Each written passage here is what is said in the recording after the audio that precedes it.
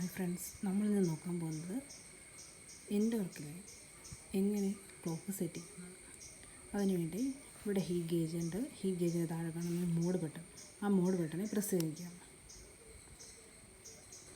ഈ mode button ഇങ്ങനെ press ചെയ്യുമ്പം നമുക്ക് ബ്ലൂടൂത്ത് പെയറിങ് കാണിക്കും.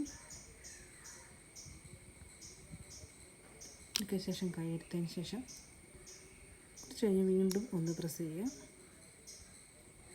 അപ്പോൾ സെറ്റ് ക്ലോക്ക് എന്ന് പറഞ്ഞൊരു ഓപ്ഷൻ വരും. അപ്പോൾ നമ്മൾ വീണ്ടും മോഡ ഞെക്കുമ്പം ടൈമിൻ്റെ അവിടെ ബ്ലിങ്ക് ചെയ്യുന്നു. അപ്പോൾ ഇതിന് ഇപ്പുറത്തൊരു ബട്ടണുണ്ട്, അത് വെച്ച് നമുക്ക് സമയം മാറ്റാം. ഇപ്പോൾ നമ്മുടെ സമയം 2:30 അത് സെറ്റായി കഴിയുമ്പോൾ വീണ്ടും മൂഡ് വെക്കും. അപ്പോൾ ഇപ്പുറത്തെ മാറ്റാം.